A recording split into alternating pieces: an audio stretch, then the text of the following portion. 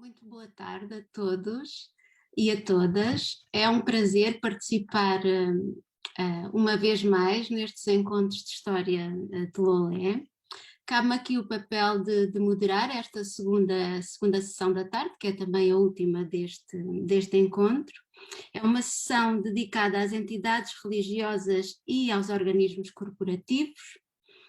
onde teremos 3 comunicações, seguidas de um período de debate que, como saberão, as questões para esse debate deverão ser colocadas no bate-papo e depois eu irei dirigi-las às oradoras e ao orador desta sessão. Damos então início à sessão. Começamos com uma comunicação sobre a República e a questão religiosa, concretamente sobre a execução da Lei da Separação do Estado e das Igrejas em Lolé.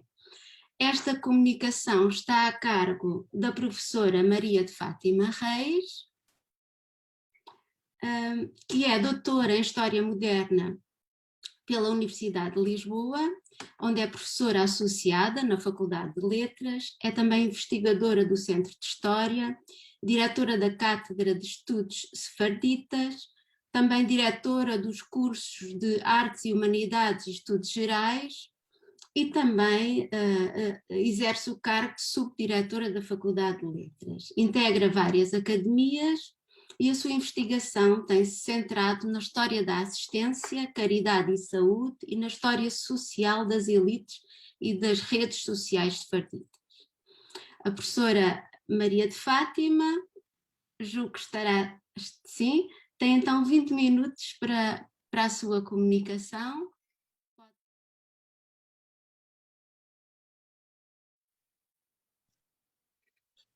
Muito obrigado. Antes de mais, um agradecimento se impõe ao Sr. Presidente da Câmara Municipal de Lolé pela continuidade desta iniciativa e ao Arquivo Histórico o meu agradecimento pelo convite para participar neste encontro. Como referido, eu vou tratar de uma questão central no tempo da implantação da República, a Lei da Separação do Estado das Igrejas. Esta problemática, em boa verdade, tem já merecido a atenção de vários historiadores, designadamente no que diz respeito a averiguar os protagonistas da execução da lei, estudos que vieram enriquecer a historiografia, sobretudo no âmago, como vem sendo habitual, da comemoração, designadamente seja do centenário da República, seja do centenário da Lei da Separação do Estado das Igrejas. A Lei da Separação, entendida como basilar e cúpula da obra republicana, criou muitas expectativas no que diz respeito à sua execução. A observação que trago é de escala local, importante, penso, para entender a aplicação e a reação a esta lei em Lolé, através de uma fonte que já me é familiar, porquanto estudei para outras regiões, designadamente para Santarém e para Almoster. Estou a falar dos inventários de arrolamento de bens então efetuados e que estão hoje à guarda do Arquivo Contemporâneo do Ministério das Finanças. À Comissão Central de Execução da Lei da Separação, subordinada ao Ministério da Justiça e instituída pela referida Lei da Separação do Estado das Igrejas, competia a direção, a administração e a coordenação das então criadas comissões conselhias de inventário criadas para aplicação da lei. Tinham estas comissões conselhias de inventário a função de, em cada concelho, proceder ao arrolamento e inventário, diz-se, de todas as catedrais, igrejas, capelas, bens imobiliários e imobiliários destinados ao culto público da religião católica e à sustentação dos seus ministros e efetuar a sua incorporação na Fazenda Nacional. A Comissão Central de Execução da Lei da Separação era composta por administrativos, por fiscais, por magistrados, por empregados judiciais pertencentes ao quadro da Justiça. A 22 de agosto de 1911 foi estabelecido um regimento interno da Comissão Central de Execução da Lei da Separação, sendo de referir que a Comissão tinha uma índole transitória. Estava afeta, como disse, ao Ministério da Justiça e determinava que se constituíssem comissões conselhias de inventário de que deviam fazer parte os respectivos administradores do Conselho e o escrivão da Fazenda, a quem competia arrolar, administrar e conservar esses bens até serem incorporados nos designados próprios da Fazenda Nacional. Publicada a Lei da Separação em abril de 1911, aí se determinava que os inventários deviam começar a 1 de junho desse ano e estarem concluídos no prazo de 3 meses, sendo feitos em duplicado e ficando um exemplar na Câmara Municipal e o outro enviado pelo administrador do Conselho para a Comissão Central. Como daquilo que se sabe até ao momento, este processo delongou-se, não foi concluído nos 3 meses, como determinado, e, em boa verdade, foi até pautado por muitos conflitos. O que é que eu consegui apurar para Lolé? Bem, antes de mais, dizer que os inventários foram realizados nas freguesias de São Clemente e de São Sebastião entre agosto e dezembro de 1911, portanto, ultrapassando já o prazo previsto, não era, na lei, e convém dizer que eu não confirmei se existem no Arquivo Histórico Municipal de Lolé exemplares locais de duplicado dos inventários. Bem, portanto, parti disto. Os documentos que eu analisei são os que foram enviados para a Comissão Central, que eu localizei, como disse, no Arquivo Contemporâneo do Ministério das Finanças. Bem, antes de mais dizer, um inventário não é propriamente um documento muito atrativo para estudo. O que tem é, estritamente, não tem mais, listagem de bens. Será que eu vos vou submeter a este massacre durante a intervenção? Vamos ver o que é que eu vou conseguir fazer.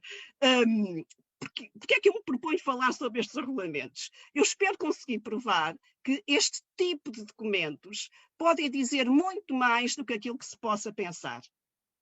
Primeiro, uma verificação que está subjacente a este tipo de documentos. A lei de 20 de abril de 1911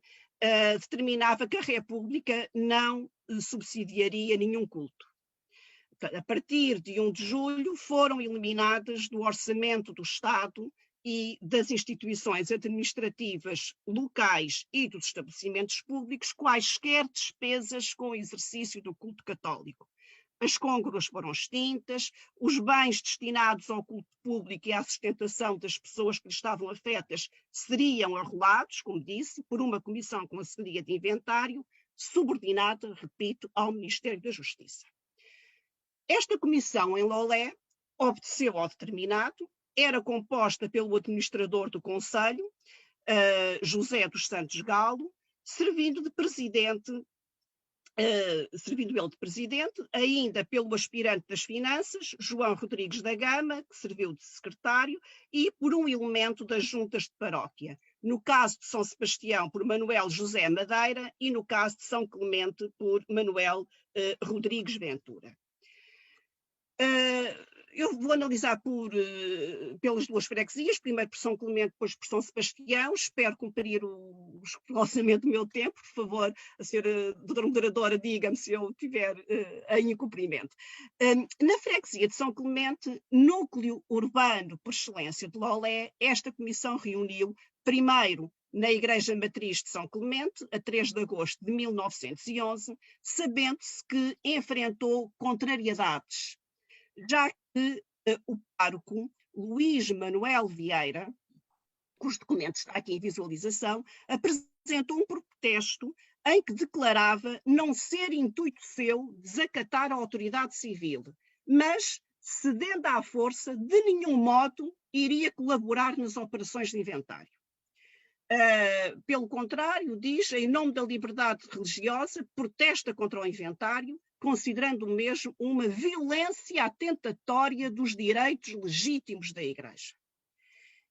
É bem verdade que este padre continuou envolvido em cerimónias religiosas públicas, como sabemos, através de periódicos locais, como o caso da Festa Grande da Piedade, por exemplo, do ano de 1912, que identifiquei. Aliás, convém dizer que algumas destas cerimónias públicas poderiam pontualmente ser realizadas se se provasse que eram costume inveterado da localidade. Seguramente foi o caso aqui em Lolé, deveria ser costume inveterado da localidade, e daí o pároco Luís Manuel Vieira está de facto envolvido, e percebe-se que não tenha protestado e não tenha querido colaborar no inventário. Este protesto ficou registado e apenso ao inventário da Igreja Matriz de São Clemente, cujo inventário foi de facto elaborado com muito detalhe. Só para terem a ideia, isto é o início do inventário, e todo o inventário são páginas e páginas desta letra, toda seguida, sem pontuações, sem pontos, sem nada. Portanto, são páginas e páginas de regulamento de bens. O que é que podemos ver através deste inventário? Há uma descrição muito pormenorizada ao nível do edifício da igreja, que no caso estava bem conservado, descreve-se as confrarias que existiam, no caso das almas e outra da invocação de Nossa Senhora da Boa Morte. Do inventário que consegui estabelecer depois em alguns quadros, dou-vos aqui um exemplo, e procurei estabelecê-lo através da tipologia das espécies. O que é que podemos dizer? Do inventário das peças da Igreja Matriz, fica-se com a ideia de que tudo foi arrolado, independentemente da sua natureza e do seu estado de conservação. Livros, alfaias religiosas, mobiliário, peças de vestuário, peças de adorno, peças de culto, que de facto passam muito por inteiro, não é muito, passam de facto por inteiro estes regulamentos. Um bocadinho. O que é que podemos ver de todas estas peças que são de facto muito detalhadas, com a identificação de todas as imagens, das dedicações de todas elas e do estado de algumas, bem como do peso no caso de objetos de prata. Faz supor o esmero da decoração da igreja, com frontais de damasco, faz supor a solenidade que teriam as festas litúrgicas, com uma variedade de objetos litúrgicos, em que se registra a existência de numerosos incensórios, turíbulos, navetas, caldeirinhas, peças em prata, como digo, que foram todas pesadas, piches, âmbulas, cálices, caldeirinhas. Não faltam tudo o que são peças relativas aos rituais fúnebres. Para as celebrações religiosas são inventariados as estantes, os livros de coro, campainhas. Das imagens convém de facto salientar a prevalência da Nossa Senhora da Boa Morte, que teria de facto especial devoção, a avaliar pelos 5 anéis e pelas 12 peças de roupa diferentes que são registadas no inventário. A este inventário dos bens da Igreja Matriz escapou o inventário da Confraria do Santíssimo Sacramento, que só foi feito mais tarde, remetido para a Comissão Central, já a 14 de maio de 1920. Desse inventário de bens, que estão todos descritos, que passam por alfaias religiosas, peças de culto, mobiliário, que, aliás, diga-se, é tudo conforme o que é habitual nos espólios confraternais, para quem se dedica ao estudo das confrarias, não encontra aqui nada que não seja habitual, desde as vestes dos irmãos, à vara do juiz, aos baldaquinos, aos pálios, apontam, em meu entender, para uma irmandade de média dimensão,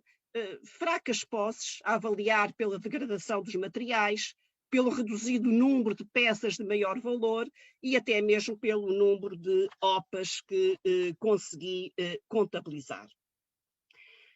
Durante o mês de agosto de 1911, foram ainda arrolados os bens das igrejas de Nossa Senhora da Conceição, de Santa Luzia, de Nossa Senhora do Pilar e de Nossa Senhora das Portas do Céu. A igreja da Ermida de Nossa Senhora da Conceição, onde existia uma confraria, descrita, como estão a ver aqui neste documento, como estando em muito bom estado de conservação, mas, porém, os bens que são elencados parecem, de facto, ser muito restritos. 9 imagens, algum mobiliário em bom estado, referem-se ainda a algumas toalhas de altar em bom uso. Já quanto à igreja de Santa Luzia, edificada sobre um cerro, descrita como de uma só nave e em regular estado de conservação, percebe-se que o recheio é também relativamente reduzido, algumas imagens, móveis, vestes, alfaias, não deixa de ser significativo a existência, no fundo, do que é necessário para os atos litúrgicos e para a festa, sendo também de referir a existência de algumas peças de ouro e de prata, que, como disse há pouco, eram todos pesados. Já a igreja de Nossa Senhora do Pilar, cujo inventário trago aqui apenas as primeiras páginas, não é? Estava em péssimo estado de conservação, diz-se em relação à igreja, fala-se mesmo de abandono a que tem sido votada a igreja, razão para, de facto, o inventário mostrar um diminuído conjunto de bens, que trago aqui neste quadro, com alfaias velhas, de pouco valor, sendo talvez de destacar os artefactos fúnebres, nomeadamente uma cruz para enterros e um esquife de madeira.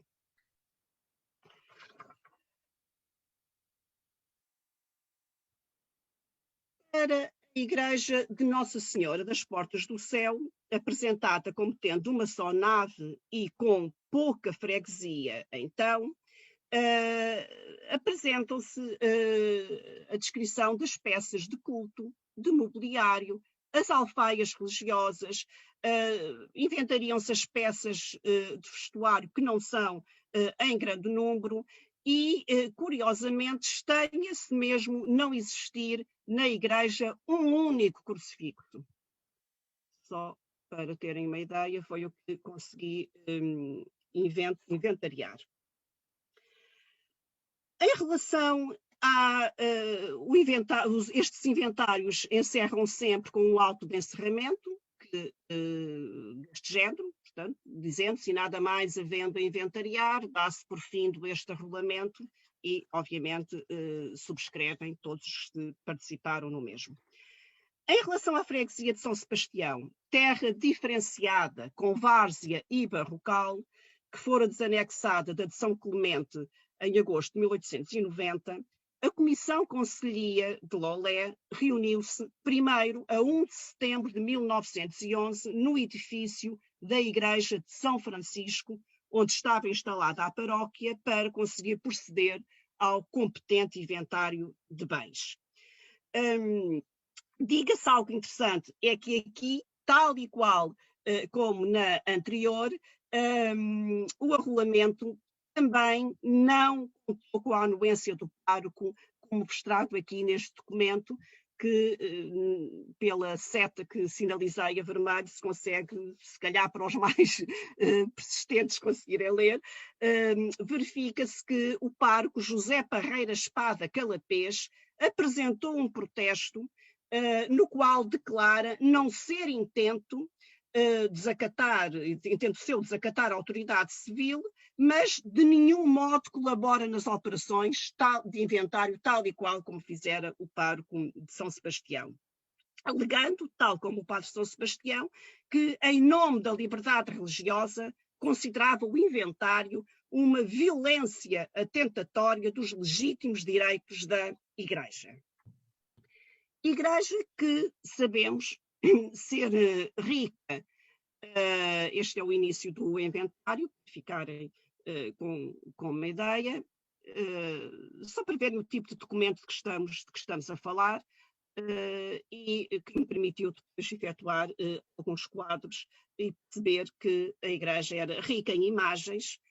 não apenas da evocação da Igreja e da paróquia, mas de muitas outras dedicações, como por exemplo do Senhor dos Passos, da Senhora da Soledade, do Senhor Morto, de Nossa Senhora das Dores, de Nossa Senhora da Boa Morte, que aliás vimos ontem a prevalência destes cultos, só tenho uma ideia das peças que estamos a falar, peças de vestuário, dalmáticas, alvas, mitos, uma quantidade inúmera de toalhas para adornar altares, bem como jarras, manustégios, bancos, banquetas. Bem, mostra o que é todo este arrolamento de bens. Mostra, de facto, uma evidente dinâmica cultural da paróquia, e que, curiosamente, à semelhança do que acontecera também com a confraria do Santíssimo Sacramento da Igreja de São Clemente, aqui o arrolamento dos bens da confraria do Senhor Jesus dos Passos da Igreja de São Francisco também só se realizou anos depois, no caso já em 1920, como aqui apresento. Desse ato resultou um inventário que aponta para bens relativamente modestos, com OPAs já muito usadas, por exemplo, bens que perpassam alfaias religiosas, peças de vestuário, peças de adorno e de uso diverso, e ainda peças de culto. A 2 de setembro de 1911, a Comissão Conselhia reuniu-se na Igreja de Nossa Senhora da Piedade, como aqui vemos do alto que foi lavrado, para fazer o inventário dos bens existentes no interior deste antigo templo, que deixam claro, pelos bens que consegui recolher, que o culto e a festa da Senhora da Piedade estava bem viva. Temos, de facto, uma variedade e quantidade de alfaias, com, por exemplo, 30 sanguíneos, 15 manustégios, 5 missais, várias sacras, muitas caixas para recolha de esmolas, e inúmeras peças de mobiliário e ainda de adorno e uso diverso. Acresce a estes bens ainda a inscrição de uma dívida pública no valor de 50 mil réis, a juros de 3% ao ano, e ainda dezenas de foros, que não interessa aqui estamos a inventariar, a favor da então designada mordomia de Nossa Senhora da Piedade, todos com escrituras. Não sei se percebem pelo documento que está em visualização que a leitura é muito difícil, porquanto há inúmeras correções que foram feitas depois com o tempo, penso que para a asseveração se os foros eram ou não eram recebidos, e então a sobreposição da letra dificulta muitas vezes uma pronta leitura. Contígua à igreja aparece descrita uma morada de casas térreas, terrenos envolventes com diferente arvoredo.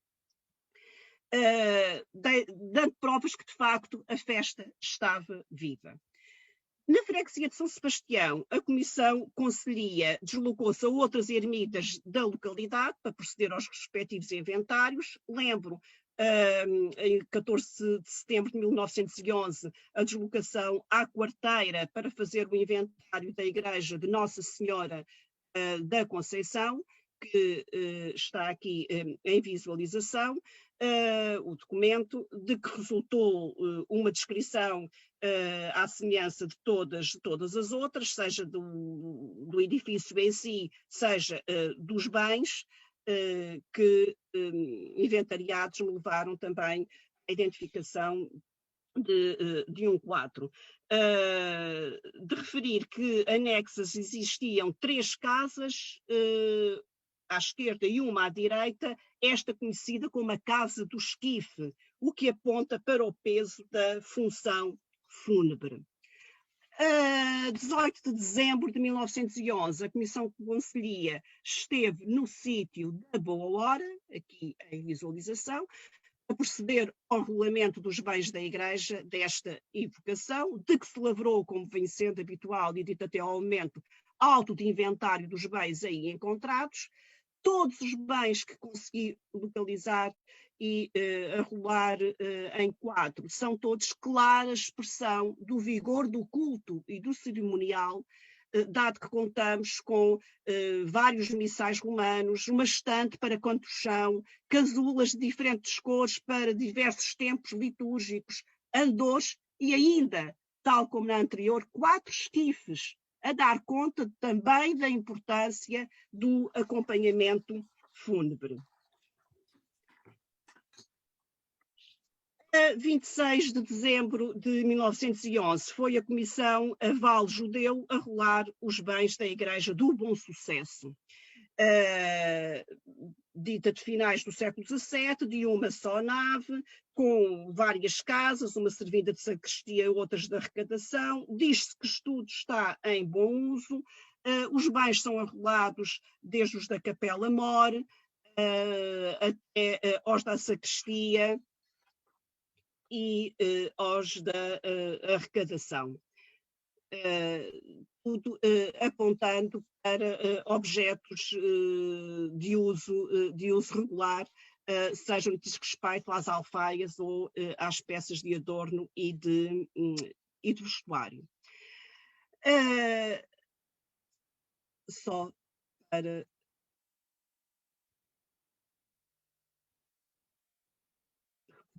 tal como em São Clemente, temos também em São Sebastião a indicação do fim, do encerramento do próprio inventário de arrolamento. O que é que podemos concluir do que expus até agora? Antes de mais, os bens aqui descritos de todas as igrejas referidas são já por si expressão do muito trabalho que a Comissão Conselhia teve nas freguesias de São Clemente e de São Sebastião. Por um lado. Por outro lado, estou em crer que os edifícios e mobiliário de culto terão sido cedidos gratuitamente e a título precário pelo Estado à Comissão, revertendo para a Fazenda Pública os demais bens arrolados, que, pelo que se sabe, pelo menos para outras localidades, eram depois arrendados em asta pública, anunciados por editais. Para Lolé, falta um estudo detalhado para conseguirmos identificar convenientemente essas transações. Por agora posso dizer que sei que a 27 de abril, por exemplo, de 1928, Joaquim Cândido Pereira de Magalhães apresentou um pedido à Comissão Jurisdicional dos Bens Cultuais para comprar em asta pública umas casas térreas que pertenceram à antiga confraria de Nossa Senhora da Conceição. Bem, outro aspecto que se impõe para concluir. No que diz respeito à vivência religiosa, podemos dizer que, no caso de Lolé, pelos inventários que aqui apontamos, pelas resistências dos párocos que identificamos, penso que a lei não coartou a secular fé das suas gentes, como vimos em relação à celebração de algumas festas. Do apresentado se pode também dizer que o culto secular dos passos e da Senhora da Piedade que lhe está associado se perpetuou, sem dúvida. Posso ainda dizer que, apesar dos protestos lavrados pelos dois párocos que referi, ainda falta avaliar o real impacto destas comissões de avaliação em Lolé. Por exemplo, acho que valia a pena seguir a imprensa periódica para perceber se houve registro de possíveis tumultos, como houve para outras localidades, que sei que houve, e para algumas até os estudei. Não consegui localizar para Lolé uma fonte muito rica que consegui para outras regiões, que é os questionários da Comissão Central de Execução da Lei da Separação do início de 1914, que foram enviados para os presidentes das câmaras e para os administradores dos conselhos para averiguar a existência de tumultos. Pelas pesquisas não consegui de facto localizar. Consegui localizar sim alguma documentação relativa à atribuição de pensões a párocos para Lolé. Isso consegui de facto. Professora Maria de Fátima, sei que está a concluir, mas pedia que fosse mesmo terminando. Para concluir, digo mesmo que não há dúvida que muito há para fazer no que diz respeito a estudar os reais impactos da aplicação desta lei em Lolé. Muito obrigada. Agradeço também a sua excelente comunicação e o detalhe que conseguiu dar a toda esta informação que nos apresentou. Passamos agora então para a segunda oradora desta tarde, que é Rita Mendonça Leite, julgo que já estará, sim. A sua comunicação intitula-se A Ação da Sociedade Bíblica no Algarve dos inícios do século XX, o caso de Lolé como espaço de abertura e de confronto. A doutora Rita Mendonça Leite é doutorada em História pela Faculdade de Letras da Universidade de Lisboa, na especialidade de História e Cultura das Religiões. A sua investigação recebeu já 2 prémios, um em 2008 e outro em 2017.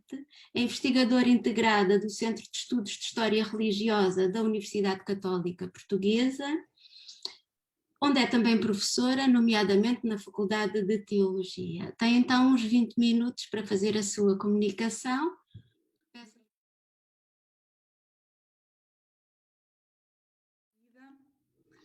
Muito obrigada. Eu começo por cumprimentar e, em primeiro lugar, agradecer à Câmara e ao Arquivo Municipais de Lolé a oportunidade de estar aqui hoje e cumprimentar também com particular amizade a moderadora e os oradores que comigo partilham este painel, sendo que ainda por cima sou antecedida por uma anterior professora minha, portanto é uma grande responsabilidade. Tenho tido alguns problemas com a net, espero que durante estes 20 minutos consiga, se houver algum problema, peço que me avisem. Vou então partilhar esta apresentação em torno deste tema da sociedade bíblica em Lolé. Vou ver se consigo então, sim, aqui vai então.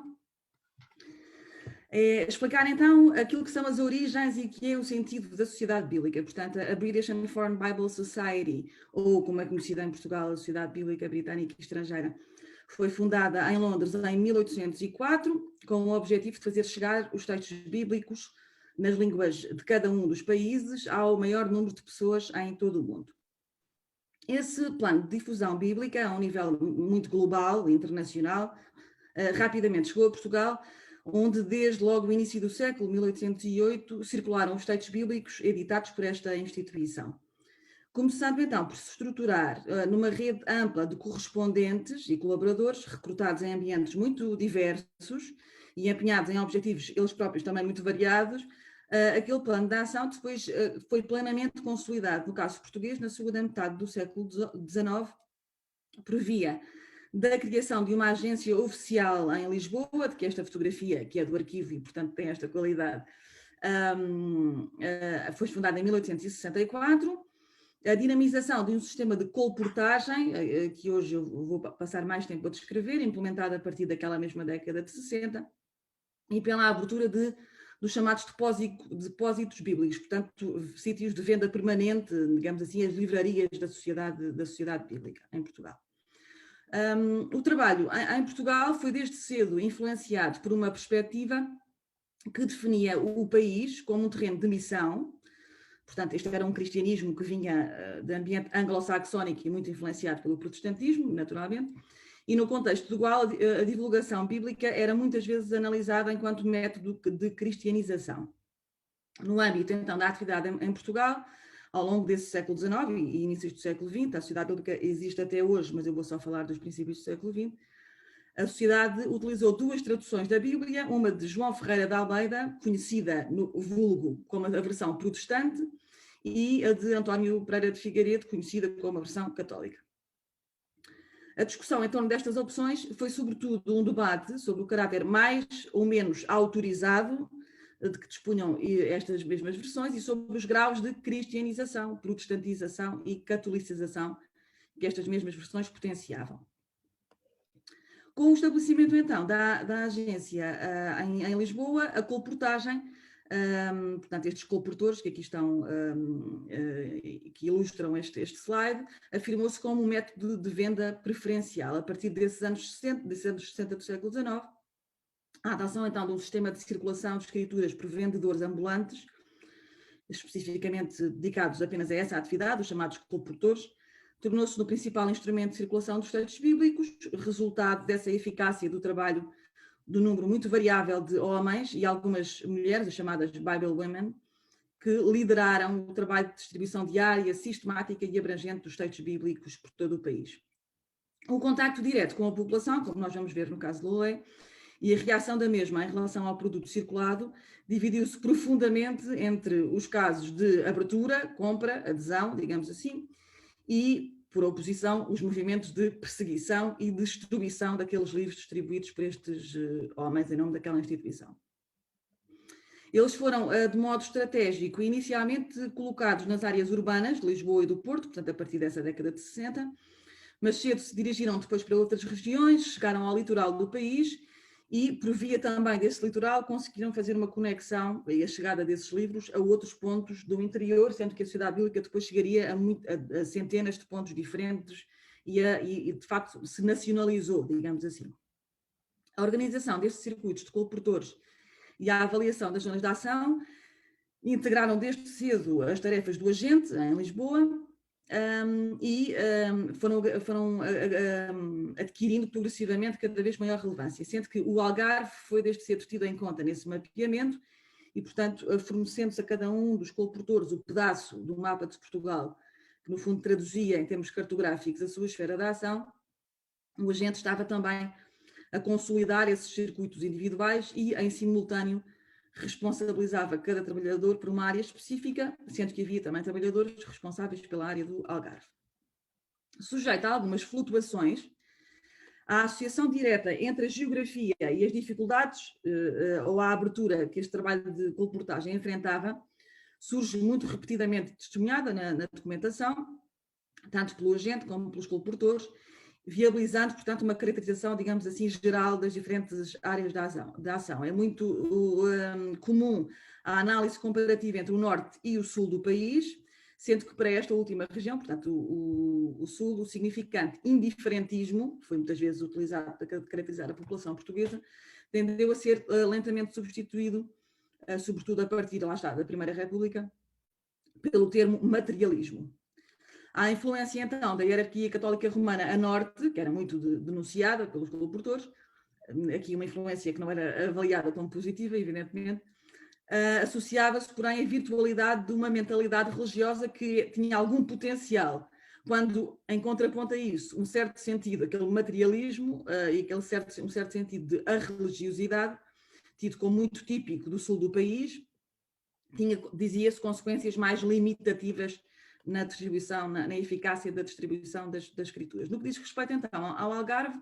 a região era englobada naquele exame geral sobre o sul de Portugal. No entanto, ao contrário daquilo que acontecia com o Alentejo, o contexto algarvio foi inicialmente perspectivado com bastante otimismo, sendo definido como uma esfera de ação muito promissora, e em 69, o primeiro agente, Francis Ruffton, designava até essa zona como tendo um espírito de inquérito, digamos assim, religioso, e um desejo efetivo de conhecer as escrituras. Um dos trabalhadores dizia em 69, que traduzo assim muito rapidamente, dizia então que as autoridades neste distrito do Algarve toleravam a venda das escrituras, mas que, claro, os párocos se opunham a essa mesma à venda, e os missionários, daqui referindo-se a missionários jesuítas, viajavam também pelo Algarve, tentando capturar, digamos assim, esses volumes. Dizendo aqui depois sempre este tipo de argumentário muito interessante, que as pessoas pediam então permissão a esse pároco ou ao missionário para comprar as escrituras, e eles recusavam-se e mandavam-nas queimar a Bíblia, o que nos parece sempre um bocadinho irónico, tendo em conta que eram padres, não é? Mas seja como for, referia-se então a esse grande progresso que inicialmente foi feito no Algarve. O que ali estava em causa não era, portanto, a inexistência de obstáculos, mas, sobretudo, o reconhecimento naquela zona de alguma abertura e acolhimento inicial em relação tanto da população como das autoridades civis, em relação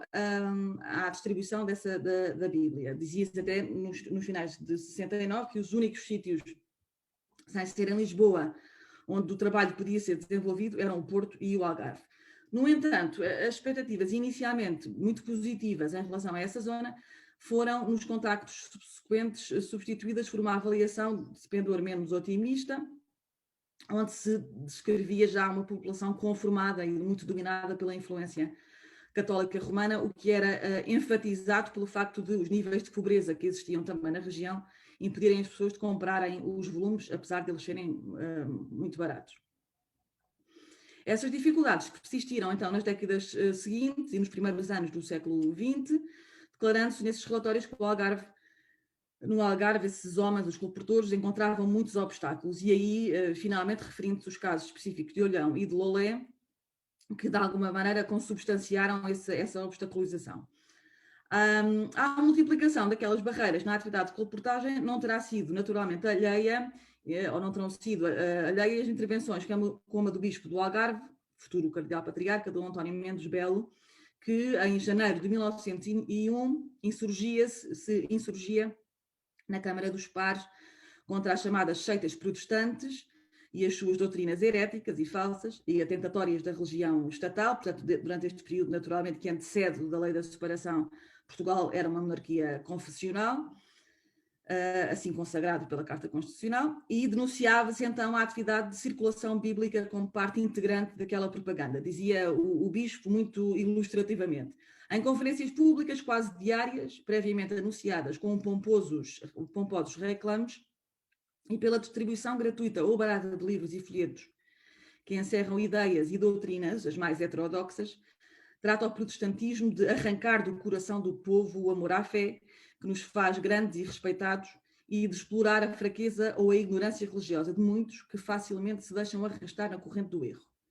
Torna-se, portanto, mister que os poderes públicos, cumprindo e fazendo cumprir as disposições legais sobre o assunto, prestem à Igreja o auxílio conveniente. Esta denúncia e este apelo surtiram efeitos, e em 1903 o colportor Romão Pérez, a trabalhar em Olhão, foi interpelado pela polícia enquanto vendia os seus livros, sendo-lhe exigida a apresentação de uma licença que ele de facto tinha e apresentou. A autoridade policial determinou então que esse colportor deveria apresentar-se ao administrador, e nessa ocasião os livros que transportava, Bíblias e Novos Testamentos em português, ambos da tradução dita católica, foram examinados pelo administrador, que, por sua vez, os decidiu remeter ao pároco, lá está, da vila, para avaliação, dizia-se. Os resultados desse exame não foram transmitidos ao colportor, que ficou sem os livros e recebeu ordem para abandonar o distrito. No mesmo ano, portanto, em 1903, em Lolé, o colportor Braulio da Silva reportava que, passando então pelas ruas de Lolé, foi encontrar-se com o pároco, ofereceu-se para lhe dar para lhe vender um exemplar das escrituras, e ao que o pároco responde: nunca se devia oferecer a um padre católico romano um livro desses, a Bíblia. Nem tem o direito de estar aqui nesta paróquia. Deu-lhe então ordem de que ele desaparecesse da vista, e mais tarde, quando alguns compradores têm contacto com o pároco, ele determina que os livros são falsos e manda destruir essas mesmas publicações. O testemunho que ali o pároco de Lolé reproduz, e o discurso também que nós já atrás citámos do Bispo do Algarve, sintetizavam em grande medida aqueles que eram os argumentos base da oposição ao trabalho da Sociedade Bíblica em Portugal. Por um lado, a associação automática dos livros bíblicos ao protestantismo e, portanto, a rejeição desses mesmos livros. Uma ideia assente no relativo desconhecimento do conteúdo daqueles livros, que se dizia serem de natureza propagandística, a ideia de que, sabendo que era a Bíblia, aqueles que sabiam que era a Bíblia, que consideravam que a Bíblia era um livro protestante e que ler-se a Bíblia era uma prática protestante, ou ainda a ideia de que aquelas Bíblias eram diferentes das Bíblias católicas e, portanto, falsas. Por outro lado, o outro argumento, a questão sempre também muito repetida dos preços. Portanto, a sociedade bíblica, que tanto a nível doméstico em Inglaterra, como em Portugal, como em todos os países do mundo, vendia os livros a preços muito baixos, mas sempre fez questão de os vender, portanto, não os oferecer. Isso gerava naturalmente efeitos positivos, isto é, pessoas que conseguiam aceder ao texto bíblico por essa via, mas também, isso aconteceu muito em Portugal, a crítica de que se os livros eram assim tão baratos, era sinal que não eram bons e que não tinham qualidade. Também ali, no caso de Lolé, isso é reportado. A sociedade bíblica, naturalmente, preparava os seus colportores para darem resposta àquelas críticas, e à medida que a equipa de colportagem se foi recompondo e se foi profissionalizando, tinha então essa função de publicitar e esclarecer os objetivos da sociedade em Portugal, desmontar a ideia de que existiam duas Bíblias diferentes, uma protestante e outra católica, e através de organização de conferências públicas, a que o Bispo do Algarve fazia referência, proceder então a esse esclarecimento do trabalho da sociedade bíblica, sendo que naturalmente todas estas medidas não invalidaram que a oposição se mantivesse. A 21 de março, então, de 1904, precisamente em Lolé, Braulio da Silva, mantendo a sua atividade, foi preso na sequência de uma denúncia do prior e, nesse contexto, reportou então à agência em Lisboa, que depois transmitiu essas informações à sede em Londres, que tinha sido preso durante 10 dias, que não lhe foi permitido dar nenhuma explicação e que nem sequer o administrador lhe explicou a razão justificada daquela apreensão. O exercício, claro, da livre circulação da Bíblia em português em Portugal estava nitidamente em disputa, mas o controlo sobre esse exercício também o estava. Braulio da Silva continuou a trabalhar, depois de ser libertado, mas foi pouco depois chamado pelo governador civil, que o informou de que havia recebido ordens do ministro do Estado, dando conta de que qualquer homem apanhado a vender Bíblias ou livros religiosos sem a devida autorização da Igreja Católica Romana deveria ser tomado como criminoso e os seus livros deveriam ser imediatamente confiscados. Isto era também, de alguma maneira, sustentado e legitimado pelo Código Penal, que estava em vigor em Portugal, de 1852, que criminalizava a prática, a tentativa de se converter alguém a outra religião que não fosse a Católica Romana. O ministro foi ainda contactado pela Sociedade Bíblica, mas justificou a sua posição declarando que aquela matéria era de natureza eclesiástica e que se a autoridade episcopal determinava que as Bíblias eram falsas, então era porque garantidamente elas o seriam, acrescentando ainda no final do relato de que o governador civil até concordava com o colportor, mas que tinha medo do Bispo do Algarve. Os episódios, então, decorridos em Lolé, prosseguiram na ilustração clara daquilo que era a complexidade do contexto da atuação da sociedade bíblica em Portugal e no que o relatório da instituição descrevia como uma cessação de hostilidades, depois de uma retirada temporária de todos os colportores do Algarve e daquela vila de Lolé, da vila de Lolé em particular, sem ter havido lugar à devolução dos volumes apreendidos pelas autoridades civis, a sociedade bíblica encarregou, passado meses, um outro colportor, José Alexandre, da tarefa de circular naquela região a Bíblia, em relação à qual se descrevia, que passou então pelo Algarve, visitou várias cidades, distribuiu Bíblias, testamentos, porções bíblicas, não encontrou qualquer tipo de dificuldade nem oposição e em Lolé, precisamente, encontrou muitas pessoas que se tinham manifestado contra a prisão de Braulio da Silva, portanto o anterior colportor, e quando tinham memória precisamente dessa dinamização e associavam José Alexandre a essa distribuição, guardavam com apreço aquele trabalho. Doutora Rita, aviso que tem 5 minutos para Muito bem, acho que vou conseguir, vou tentar o meu melhor. No campo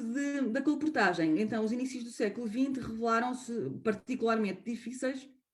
com a multiplicação de detenções, apreensões, mas estes processos, precisamente destes homens que trabalharam em Lolé, Braulio da Silva e José Alexandre, revelaram-se momentos-chave, já que representaram um contributo essencial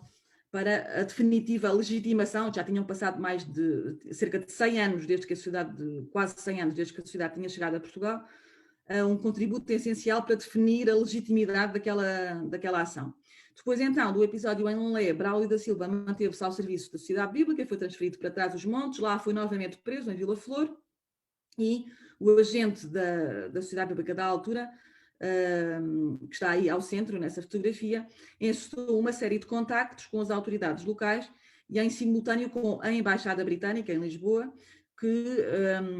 intervindo a favor da Sociedade Bíblica junto do Ministério do Interior, acabou por conseguir garantir a libertação do colportor.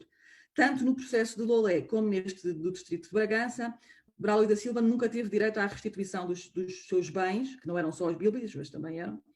apreendidos pelas autoridades, e, portanto, os problemas continuavam também nesse sentido. José Alexandre, o colportor que sucedeu a Braulio da Silva em Lolé, seria também preso em 1905 no Alentejo, novamente chamado ao administrador, a questão também com o governador civil, foi detido, mais uma vez livros apreendidos, e a Sociedade Bíblica repetidamente lesada por via da apreensão daqueles volumes, que para todo o efeito era aquilo que ela comercializava. Decide então tomar uma posição, há uma contestação apresentada ao Ministério da Justiça e dos Negócios Eclesiásticos e daí vai resultar a condução daquele processo até ao Tribunal da Relação de Lisboa, que finalmente em 1907, são alguns anos depois ainda, num acórdão decisivo, num longo processo de legitimação da atividade da circulação da Bíblia em Portugal, declarava categoricamente assim: a simples venda ambulante da chamada Bíblia protestante não constitui crime de falta de respeito à religião do reino, porque a Bíblia protestante não contém nenhuma palavra ou passagem que não se encontre textualmente na Bíblia católica, não podem presumir-se, por isso, intuitos de propaganda contrária aos dogmas católicos ou tentativa de proselitismo ou conversão para a religião diferente ou seita reprovada pela Igreja, o que, como há pouco referi, estava criminalizado por via do Código Penal, portanto não incorriam nesse crime, e reconhece até no acórdão a história e o papel que a Sociedade Bíblica tinham tido em Portugal. Sigo então para as minhas conclusões, para referir que a partir destes casos, precisamente, que se tinham passado em Lolé, que deram aso depois a todos aqueles processos, o acórdão legitimava e legalizava a atividade de circulação da Bíblia em português e fundamentava essa determinação no esclarecimento, muito importante, evidentemente, para a Sociedade Bíblica, da ortodoxia da Bíblia protestante e da fidedignidade dos livros feitos circular pela Sociedade Bíblica em Portugal. Essa proteção legal que a instituição reclamava há décadas, há quase 100 anos, como digo, junto de diferentes instâncias, era garantida por via daquela decisão que foi depois utilizada como instrumento de legitimação e cuja funcionalidade seria efetiva. Os colportores passaram até a transportar uma cópia daquele acórdão consigo, para cada vez que se lhes dizia que não podiam fazer o que estavam a fazer, a mostrarem. Naturalmente, a oposição ao trabalho da Sociedade Bíblica não desapareceu depois de 1907 e episódios violentos e persecutórios continuaram a ter lugar no âmbito da atividade de colportagem, mesmo depois da implantação da República, que nós pensaríamos que seria um bocadinho mais aberta em relação a esta diferenciação religiosa. No entanto, o valor simbólico daquela decisão, do acórdão de 1907, mais importante até do que seria depois a própria lei da separação, porque teve consequências práticas, definiu a detenção dos colportores e dos seus bens como ilegais, garantiu a não persecução das acusações até aos tribunais, foram fundamentais, e este percurso que aqui se acompanhou demonstra bem do modo como aquilo que a Sociedade Bíblica Britânica e Estrangeira havia definido como a sua função muito singular, dizia-se, o adjetivo é deles, a simples distribuição da Bíblia, implicava afinal coisas nada simples e promovia a dinamização de um debate que, sendo, claro, da ordem do religioso, era também um debate social, cultural, político, de que Portugal e Lolé, em particular, foram também palco na transição deste século XIX para o século XX, precisamente em Portugal. Muito obrigada. Doutora Rita, agradeço imenso a sua comunicação. Vamos então para o terceiro orador desta tarde, que é o Leonardo Abuim Pires, julgo que ele já estará aí. É mestre em História Contemporânea pela Universidade de Lisboa, atualmente está a desenvolver o seu doutoramento em Ciências da Sustentabilidade no Instituto de Ciências Sociais, com uma bolsa da FCT. É investigador no 620 da Universidade de Coimbra, que é o Centro de Estudos Interdisciplinares do século XX, dessa Universidade de Coimbra. Os seus temas de pesquisa são a história económica e social de Portugal nos séculos XIX e XX, com especial incidência nos temas da agricultura, sociedade rural e corporativismo, tema sobre o qual nos vem falar hoje. Pedi então, o Dr. Leonardo pode partilhar. Começo então por agradecer à Câmara Municipal de Lolé, na pessoa do Sr. Presidente, Dr. Vítor Aleixo, o convite para estar aqui. Agradecimento esse igualmente extensível ao Dr. Nelson Vaquinhas, que tem sido absolutamente exímio na organização deste evento, e congratular naturalmente toda a organização e cumprimentar as colegas de painel, assim como todos os presentes nesta sessão. Assim sendo, o que eu hoje aqui venho trazer parte de uma das minhas principais linhas de investigação,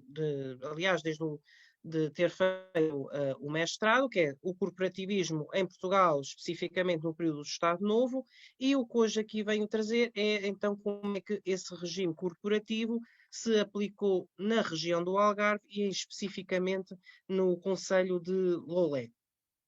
E então, esse é o principal objetivo, perceber as dinâmicas de implantação regional do corporativismo, realçar algumas das suas principais características no que concerne ao funcionamento interno e ainda à articulação com outras instituições no panorama algarvio, e com perguntas de pesquisa para esta mesma apresentação surgem as seguintes: quais os motivos para a criação dos organismos corporativos, as dificuldades e contingências que vão surgindo ao longo do seu período de funcionamento, ainda as visões suscitadas perante a criação e atuação desses mesmos organismos, nos quais se incluem as casas do povo, grémios, entre outros, e ainda se de facto existiriam conflitos internos ou alcançou-se o que a propaganda corporativa e a própria propaganda do Estado Novo pretendia, que era a chamada cooperação interclassista, por contraponto ao que seria a luta de classes que tanto o regime demonizava e que pretendia combater. Ou seja, o corporativismo seria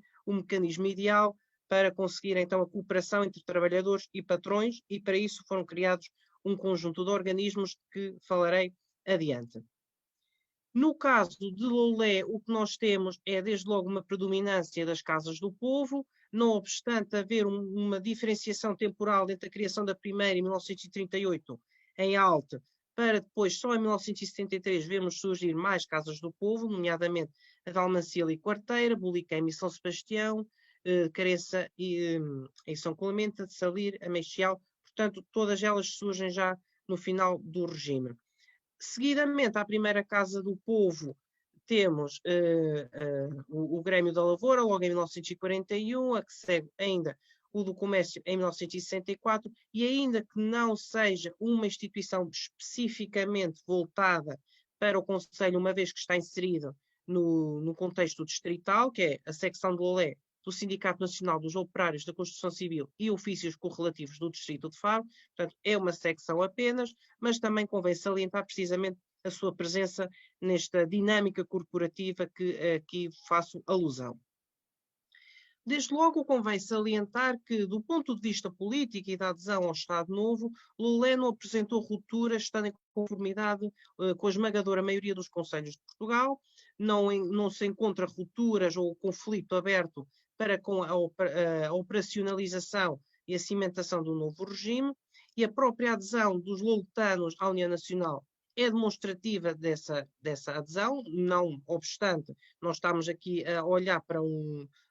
sobretudo para um extrato das elites políticas, mas continua a ser sintomático esta mesma adesão do que é que foi, portanto, as reações locais à instauração do Estado Novo. E, de facto, nós podemos observar que logo a União Nacional é criada em 1933 e logo em 1934 temos 448 adesões, filiações, que é o número mais alto que se consegue até ao período do segundo pós-guerra, e isto vai ao encontro das conclusões que o Dr. Manuel Braga da Cruz teve na sua tese de doutoramento, segundo as quais foi precisamente o ano de 1934 onde se verificou o maior número de filiações à estrutura partidária do salazarismo, impulso esse que só seria recuperado, ainda que de forma muito tímida, já nos anos 50. Portanto, no final da Segunda Guerra Mundial e início dos anos 50, conseguimos encontrar um pouco mais essa adesão à União Nacional. Especificamente, então, ao corporativismo aqui no Conselho de Lolé, temos a primeira Casa do Povo, que referi há pouco, que foi criada em Alto, que é das primeiras do país, não deixa de ser interessante esse dado, e que a sua criação se insere num concurso a que muitos já terão ouvido falar, ou já terão feito a referência até nos seus trabalhos, que se trata da Aldeia Mais Portuguesa de Portugal, portanto, um concurso promovido pelo Secretariado de Propaganda Nacional, dirigido por António Ferro, em que Alta era precisamente uma das candidatas. E é nesse movimento de revitalização local que se insere a criação da Casa do Povo de Alta, que um dos principais marcos da sua atuação é precisamente a criação do rancho folclórico, que conseguiu um sucesso assinalável e que até mais à frente, durante o próprio regime, será um dos pontos-chave, precisamente as reivindicações de Alte perante o poder central, era precisamente as condições em que deveria atuar o rancho folclórico, o que não deixa de ser interessante esta simbiose entre cultura e o corporativismo. Também a secção de Lolé do Sindicato Nacional dos Operários da Construção Civil e Ofícios Correlativos do Distrito de Faro é precisamente outro dos elementos que se deve mencionar quando se aborda o corporativismo neste Conselho, e de facto a citação aqui é muito significativa, uma vez que refere que a criação desta mesma secção foi feita por trabalhadores cheios de fé e de entusiasmo pela organização corporativa do Estado Novo, se esforçaram para se organizarem e para se poderem defender dentro da orgânica do corporativismo os seus legítimos interesses. Ou seja, o que esta citação, que é retirada do jornal de Lolé, portanto o Loletano, o que esta citação nos pode dar a entender é que de facto houve uma presumível adesão espontânea dos trabalhadores à representação corporativa, mas de facto isso não é bem saliente noutros setores, nomeadamente o do calçado, e para isso remeto para o trabalho que o Dr. Joaquim Rodrigues fez precisamente sobre a indústria do calçado em Lolé, em que se demonstra que houve também um movimento de sobrevivência das associações de classe que vinham do século XIX perante a crescente intervenção no mundo do trabalho local, mas que efetivamente a asfixia e a malha que vai sendo tecida em torno destas associações de classe torna a sua atividade muito complicada, vão ser perseguidas pelo regime e algumas acabam extintas ou acabam por definhar até a sua insignificância, precisamente por esta perseguição que o regime faz para as associações de classe. Aqui, retomando precisamente a questão da Aldeia Mais Portuguesa de Portugal, apenas um apontamento, que efetivamente foi produzido um documentário, e nesse documentário é possível encontrar algumas imagens sobre a aldeia de Alto, portanto um certo imaginário do regime, o que é que seria o mundo rural, e portanto o documentário está disponível online, quem tiver interesse basta pesquisar sobre o documentário Aldeia Mais Portuguesa de Portugal de 1938 e que encontra efetivamente já no final desse mesmo documentário algumas imagens e algumas referências à aldeia de Alto.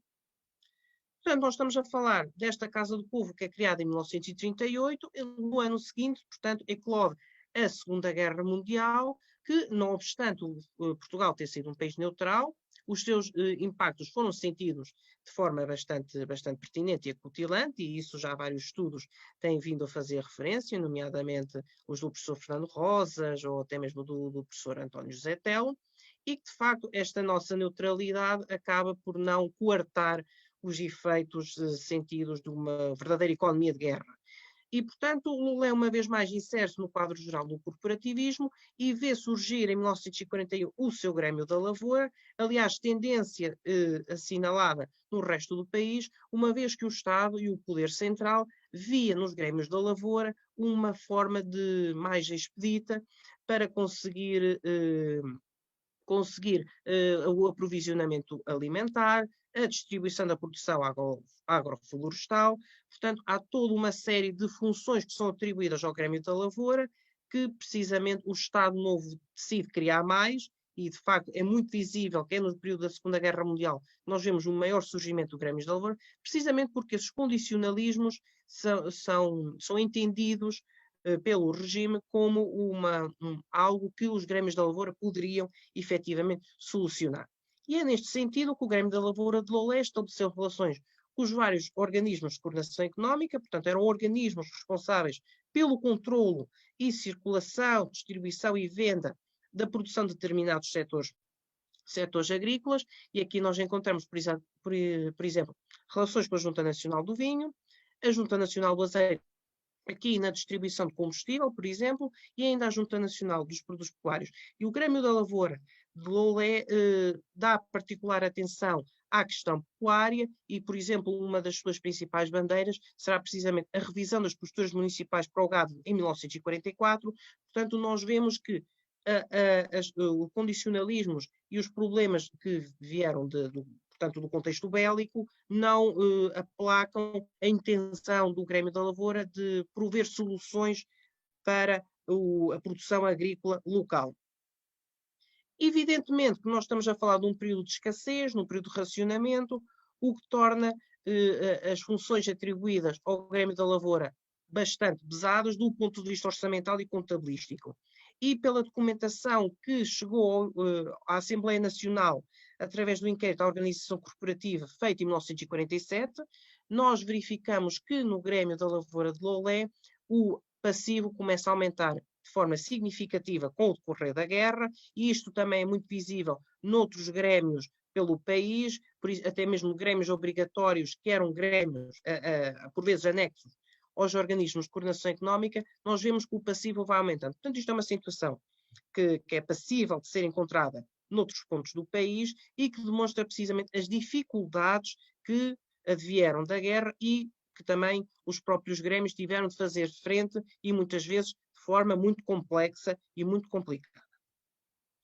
E com estas questões que a guerra vem colocar precisamente ao cotidiano e à vida dos organismos económicos, resvala em alguns problemas que são notados, portanto, em todo o país, como eu referi, e que continuam precisamente no rescaldo do fim das hostilidades, e a transição de uma economia de guerra para uma economia de paz não é simples. As próprias medidas de estabilização económica que são promulgadas pelo governo provocam, inclusivamente, tensões e resistências dentro do próprio regime, dentro da própria estrutura de regime, e aqui remeto para o que foi a atuação de Daniel Barbosa no Ministério da Economia, que acaba demitido precisamente por violar o princípio sacrossanto do regime, que era o do equilíbrio orçamental,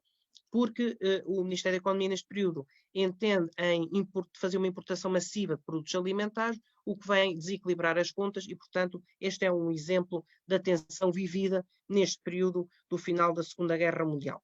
E para o nosso caso de estudo de Lolé,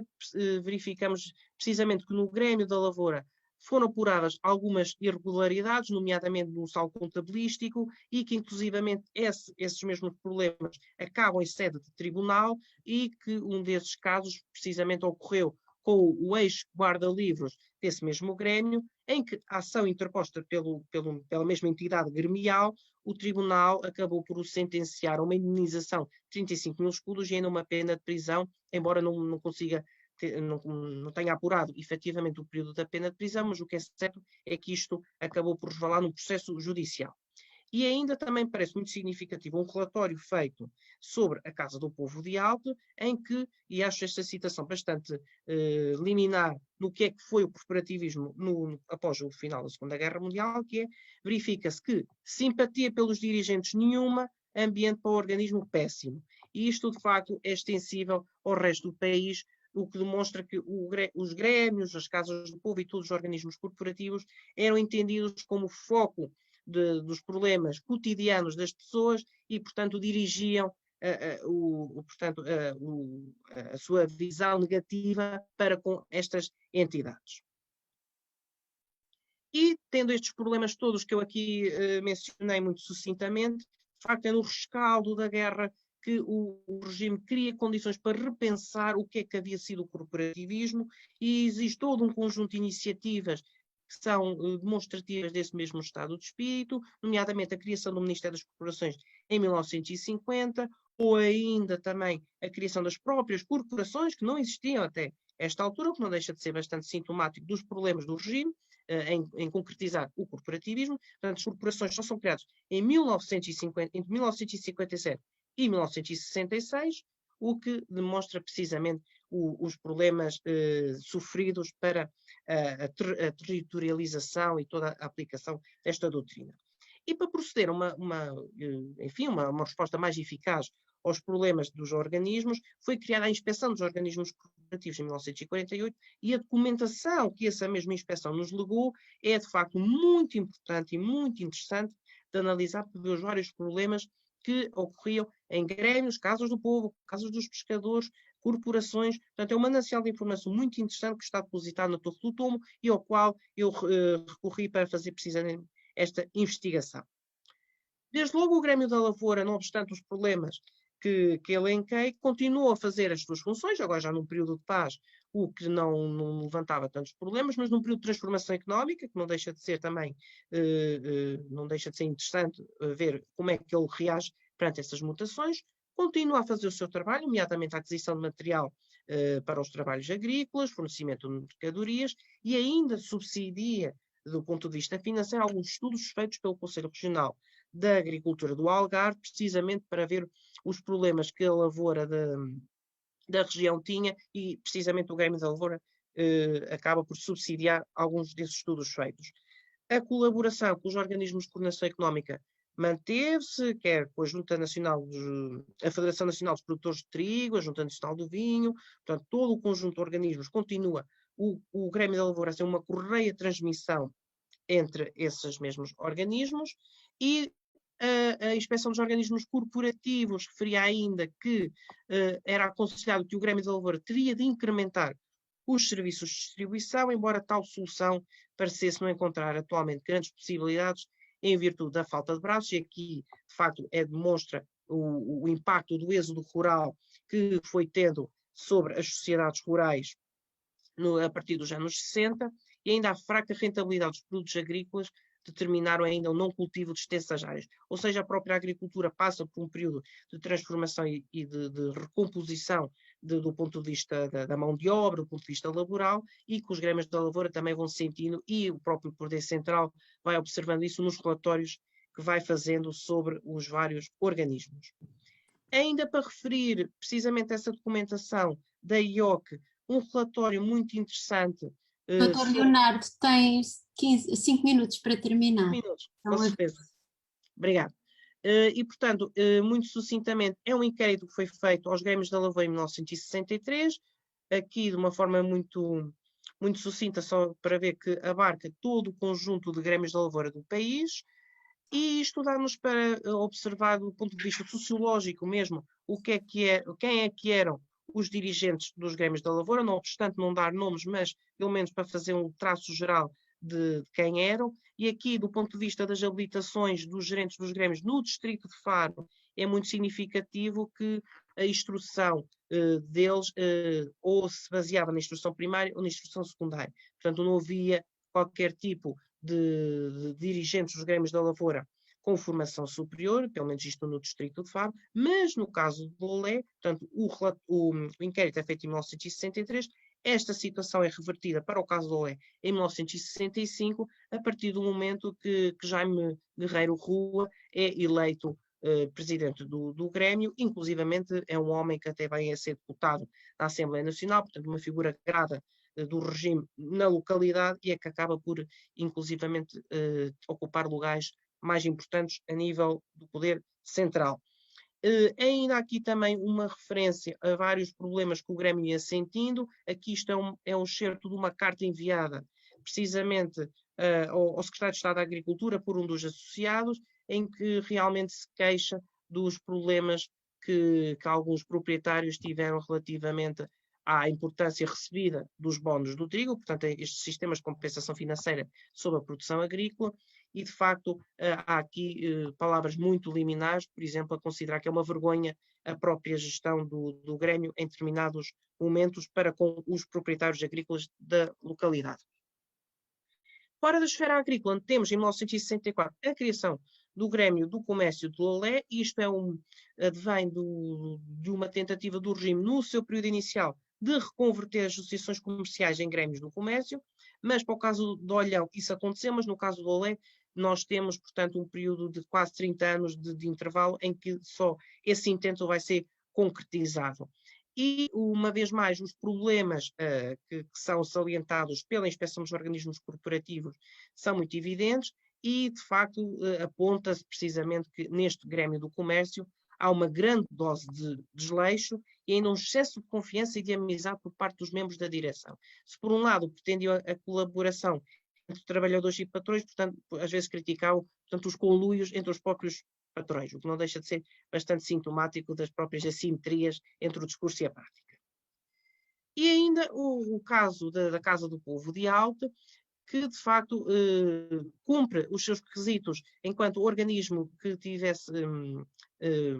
mecanismos para regimentar os tempos livres dos trabalhadores, e aqui nós vemos que o relatório é muito interessante, até do ponto de vista da cultura material, ver que na Casa do Povo havia um bom aparelho receptor de TSF, o que promovia a afluência dos sócios precisamente à sede da Casa do Povo, até para a leitura de jornais e livros, e ainda possuía uma sala de jogo, sala de leitura, um pequeno museu rural, um posto médico e posto de socorros, não obstante, do ponto de vista material mobiliário, deixar muito a desejar, segundo o que consta no relatório. E ainda outro tipo de iniciativas também demonstrativas precisamente desta modelação do que era o pensamento e a atitude cotidiana, que é, por exemplo, um curso noturno de instrução primária que contou, isto em 1958, com cerca de 20 participantes.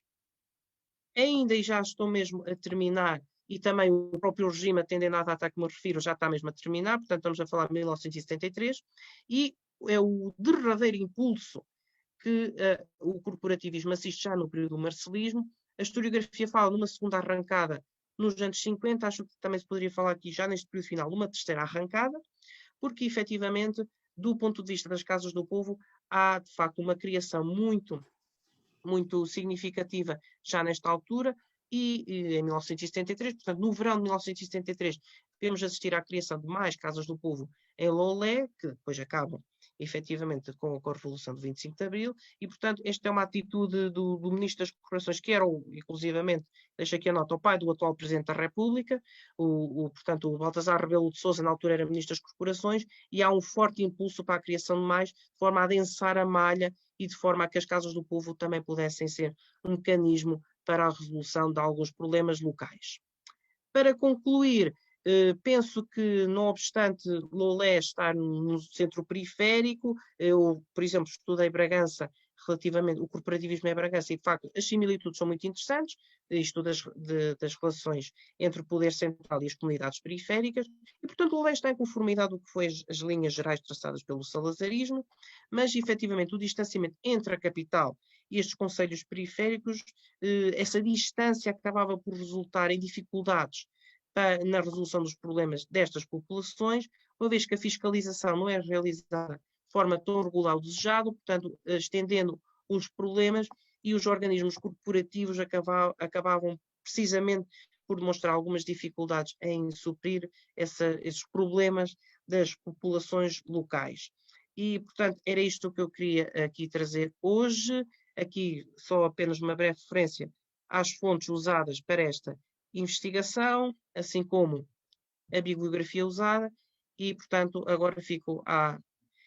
disposição de qualquer pergunta e questão que tenham para me colocar. Muito obrigada pela vossa atenção. Vamos então dar início ao debate. Já temos aqui várias questões que foram surgindo no bate-papo. Certamente já tiveram a oportunidade de ver, mas eu vou, portanto, relembrá-las, e também para todos estarem a acompanhar, e vou fazê-las todas de uma vez e depois tomarão nota para tentar responder a tudo. Começo pelas questões dirigidas à doutora Fátima Reis. A primeira é: quantos processos encontrou para LOLE no arquivo contemporâneo do Ministério das Finanças? E outra questão ainda: quais foram as reações dos párocos a essa questão? Quantos protestos houve desses párocos? Depois temos outra questão relativa aos padres pensionistas, dizendo que foi uma questão bastante controversa, e já há alguns contributos sobre isso para o LOLE. Dou-lhe também os parabéns pela apresentação, e há ainda uma outra questão relativa às procissões, a questão das procissões e das festas religiosas, com particular incidência nas festas da Piedade, também já foi estudada, existindo alguns estudos sobre a mesma. Sobre as questões do toque dos sinos e das vestes talares, é que eu não conheço nenhum estudo para o Conselho do Olé. Temos ainda um comentário da professora Ângela Beirante, que diz: a partir da análise dos inventários da Lei da Separação do Estado das Igrejas, a professora Fátima Reis deu-nos um interessante diagnóstico da vivência religiosa em Lolé. Num momento tão disruptivo de nossa história, penso que o protesto dos párocos contra a realização daqueles inventários deixa-nos a vontade de procurar outras vozes dissonantes em relação à execução da lei. Eu também não resisto em colocar-lhe uma questão, que é a seguinte: se existiam normas para o arrolamento, para fazer o arrolamento e para estes inventários, nomeadamente aquelas que definissem quais as tipologias dos bens que deviam ser inventariados e a forma como deveria ser feito esse inventário, e se há algum processo entre estas normas, se havia, e os inventários que foram feitos no âmbito da extinção das ordens religiosas, que certamente também conhecerá. Obrigada. Antes de mais, agradeço todas as questões que me foram colocadas e vou procurar agregar aqui algumas questões. Primeiro, para o doutor João Romero Chagas Aleixo, agradeço o comentário que faz e só lhe posso dizer que, para mim, o seu doutor é o historiador da Mãe Soberana. Portanto, não tenho muito mais a dizer em relação ao comentário que fez, que muito agradeço, e que li o seu estudo e que, aliás, o cito no trabalho em causa. E tem toda a razão, menos se conhece estudos que digam respeito quer aos toques dos sinos, quer às vestes talares. Aliás, diga-se que muito do que foi elencado aqui neste trabalho, aparentemente disperso, mas penso que não, enquadra-se claramente nos estudos que têm estado a surgir na historiografia, que têm a ver com a cultura material e que podem, de facto, fornecer muita valia para o conhecimento da vida cotidiana. Em relação ao seu doutor, às questões que colocou o doutor Artur Mendonça, que conhece melhor do que eu, seguramente, esta periodização no que diz respeito a Lolé, quantos processos eu encontrei no arquivo contemporâneo do Ministério das Finanças? Eu tenho dificuldade em dizer-lhe assim de repente quantos, mas encontrei sem dúvida vários processos, penso eu, no trabalho em causa, cito para aí uns 8 ou 9 processos relativos ao Lolé, e que não têm exclusivamente só a ver com arrolamentos de bens, também com documentação relativa à Câmara Municipal, foros que deixaram de ser arrolados, pedidos de vendas de casas, há uma variedade que vale a pena. Já agora aproveito para dizer publicamente que grande parte da documentação, digo grande, já é grande parte da documentação está em linha, portanto permite um acesso pronto, podemos descarregar a documentação e, exceto uma ou outra que poderá estar truncada numa margem que, podendo ir depois fisicamente ao arquivo, podemos ver, já permite uma leitura muito pronta. Em relação a protestos de padres, para além dos protestos, os dois padres que eu aqui falei, o de São Clemente e o de São Sebastião, no caso Luís Manuel Vieira e José Calapés, não encontrei para Lolé outras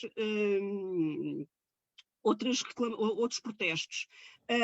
Como é que, se há outros protestos de parques para outras regiões, há. Se há outra documentação para além desta, sim. Designadamente, não só a imprensa periódica, a que eu me reportei, que é muito rica no que diz respeito a este tipo de registros, como a outra fonte que eu indiquei e que não consegui localizar para o LOLE, que são os questionários sobre a aplicação,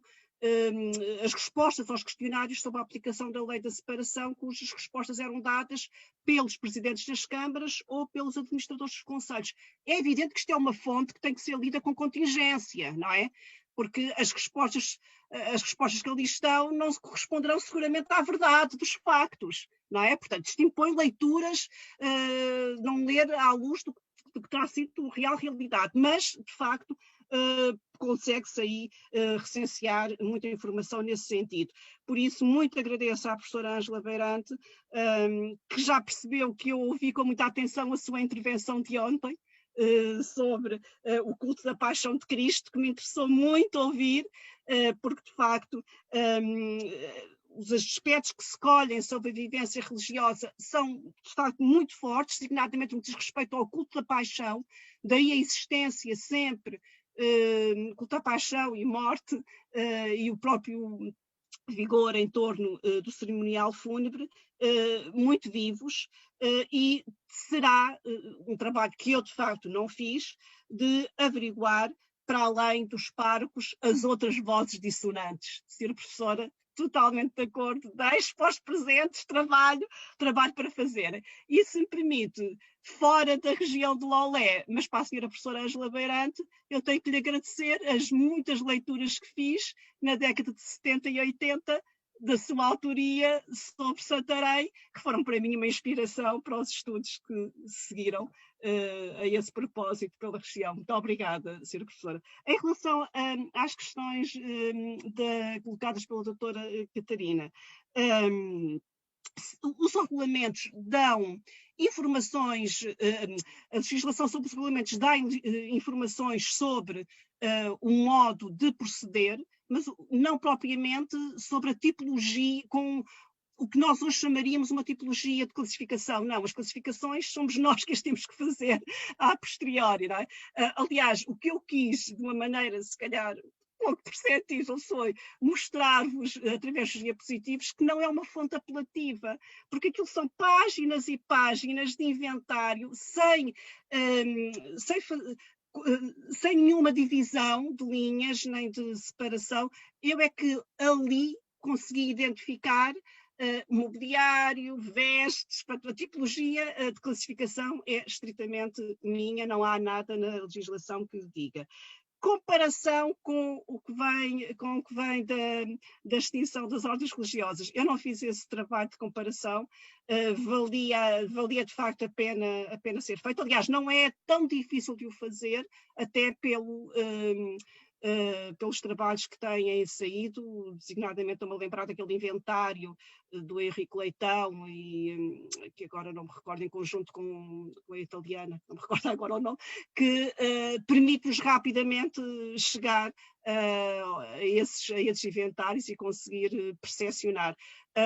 O que está de facto em causa, e que se fica, pelo menos eu fico com a sensação da leitura que fiz desta documentação, é que a preocupação é tudo inventariar, independentemente do estado de conservação, independentemente da tipologia das espécies, deitando, claro está, o olho no que diz respeito a foros. E grandes os problemas surgem com os foros. Por isso é que alguma da documentação, e agora para o Sr. Dr. Artur Mendonça, sobre foros, existe de facto em linha, porque houve sonegação de foros. Isso importaria, de facto, fazer um estudo que eu não fiz. Não fiz. Muito obrigada pelas questões. Agradeço os esclarecimentos. Vamos então continuar com esta, agora dirigidas a questão que não é propriamente uma questão, será uma observação dirigida à doutora Rita Mendonça Leite, uma observação contributo do Dr. Artur Mendonça, e que diz: houve em episódio ainda pouco conhecido pelo país, mas que teve algum eco no Algarve, mesmo não tendo acontecido em Lolé, mas em Faro, que foi a publicação por Francisco Pereira Salles de uma obra que foi apreendida e o autor preso, que o saudoso amigo engenheiro Luís Guerreiro em tempos chegou a apresentar numa comunicação sobre o assunto. Penso que não estaria ligado ao movimento protestante, mas antes ateu. Situação bastante difícil também nesse tempo. É um comentário, não sei se provavelmente quererá. Sim. Reagiria só. Não sei se quer colocar. Peço desculpa, doutora Catarina, se quer colocar. Não, faz favor. Ia reagir porque estive a refletir sobre o comentário e por isso é que estavas tão entusiasmada. Mas dizer, em primeiro lugar, que agradeço porque desconhecia tanto a publicação como o caso que depois teve lugar na sequência da mesma da divulgação. E queria com dois um esclarecimento em relação a algumas coisas que disse e depois um acrescento, porque é muito interessante a questão de como depois se dilui as acusações. Claro, começam muitas por ser de protestantismo, mas em torno dos colportores vai juntar-se um núcleo de críticas à denúncias de que os colportores são tudo, desde protestantes até materialistas, indiferentes, ateus, maçons, claro, e depois vai chegar ao comunismo, todos esses elementos, e depois chega-se ainda à acusação mais irónica de todas, já depois da Primeira República, que é serem denunciados como jesuítas, que é provavelmente das piores acusações que lhes podiam. Mas serão até acusados, e serão acusados depois por republicanos de serem monárquicos e por monárquicos de serem agentes da República. Portanto, ali em torno daquele trabalho, porque é muito interessante ver neste tema, é precisamente isso, como é que a Bíblia, que nos pareceria um elemento mais ou menos pacífico, e depois também acrescentar, porque acho que porque é interessante esclarecer, nós nunca temos tempo para dizer tudo, que aos colportores estava proibida a circulação de qualquer tipo de publicação que não fosse a Bíblia, o Novo Testamento e as separatas, portanto, o Evangelho ou as publicações em separata. Portanto, claro que eles eram associados a um certo tipo de missionação protestante, digamos assim, de evangelização no sentido protestantizante. Mas estavam proibidos de fazer circular qualquer tipo de escritos, até mesmo a imprensa evangélica ou a imprensa protestante que existisse em Portugal, estavam proibidos na teoria, e se o fizessem eram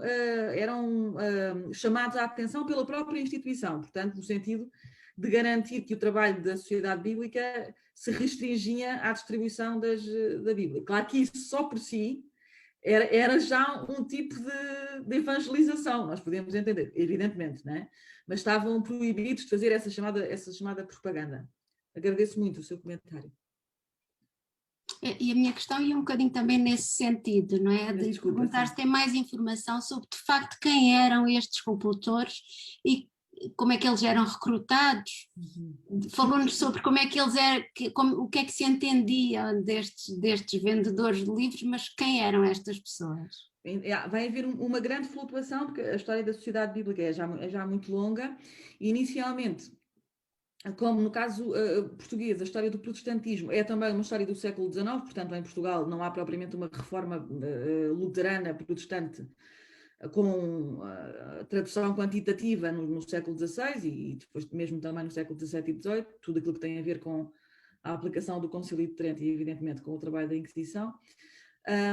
Mas então o protestantismo também chegará a Portugal no século XIX e depois há aqui um trabalho, portanto, inicialmente estes colportores nem sequer estavam ligados àquilo que nós poderíamos pensar que seria um movimento protestante em Portugal, que não existia. E, portanto, muitos destes homens até vão aprender a conhecer a Bíblia, são vendedores, muito inicialmente.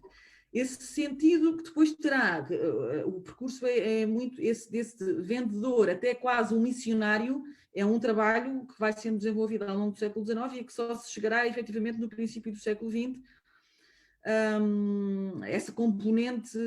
precisamente mais ligada ao protestantismo, fruto do facto de também ser só nessa segunda metade do século XIX, o que acontece muito por ligação ao trabalho da Sociedade Bíblica, que torna a Bíblia mais conhecida, só nessa altura é que crescem os primeiros movimentos protestantes e a partir daí sim eles são recrutados junto dessas igrejas. Mas só muito tarde, naquilo que é a longa história da Sociedade Bíblica, relativa ou surpreendentemente tarde. Muito obrigada, julgo que ficámos todos esclarecidos. Dirijo então agora algumas questões que estão aqui no bate-papo para o Dr. Leonardo, terá já certamente tido a oportunidade de ver. O Dr. Artur Mendonça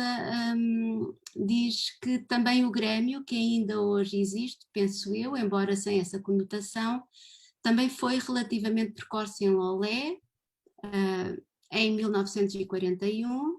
e uma outra questão, dando-lhe também os parabéns pela comunicação, diz que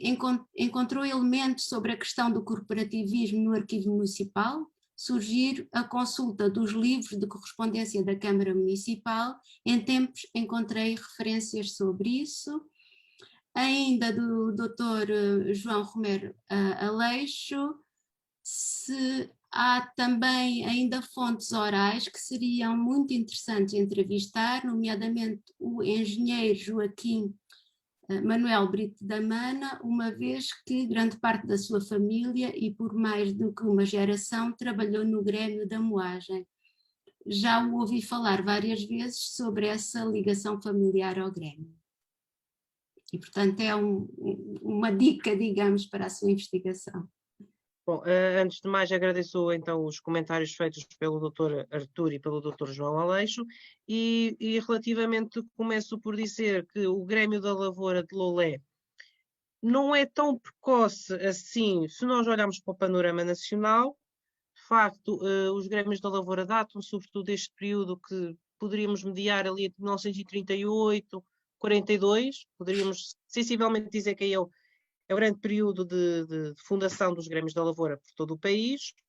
E relativamente à questão sobre o arquivo municipal, é um trabalho, e faço minhas as palavras da professora Fátima Reis, é um trabalho que ainda não pude fazer, por contingências várias, sobretudo de tempo, mas efetivamente os livros de correspondência das câmaras são sempre uma fonte muito interessante, muito trabalhosa, porque são sequências muito longas no tempo e livros volumosos, mas que efetivamente tem lá referências ao corporativismo, isso é por certo. Agora eu não os consultei, mas isso é absolutamente evidente que nessa correspondência trocada há referências, até mesmo aos próprios conflitos que a localização dos Grêmios e outros casas do povo tinham, portanto dá para mapear as reações locais e de facto agradeço a informação porque é sempre um elemento arquivístico crucial para conhecer melhor as realidades concelhias. E relativamente ao comentário do Dr. João Aleixo, efetivamente a história oral e sobretudo para estas instituições que foram extintas há relativamente pouco tempo, extintas na sequência da Revolução dos Cravos, portanto a história oral também é um ponto muito interessante e muito importante na análise precisamente da dinâmica interna dos Grêmios e de outras instituições, e de facto também agradeço aqui a referência muito específica a esta pessoa em questão e que de facto num trabalho futuro se calhar até poderia empreender precisamente por essa via da história oral, de forma a complementar, portanto, a pesquisa arquivística que fiz. Portanto, agradeço a referência. Eu não havendo mais questões aqui no bate-papo, e também porque já vamos um bocadinho avançados no tempo, mas julgo que valeu a pena ouvir todos os oradores desta tarde com atenção, e também as questões colocadas foram esclarecedoras para todos, julgo, e algumas dicas também de investigação para os oradores, que são certamente também bem-vindas. Esta partilha é muito importante. E dou então por encerrada a sessão e passo a palavra ao Dr. Nelson Vaquinhas, que avançará certamente para o encerramento.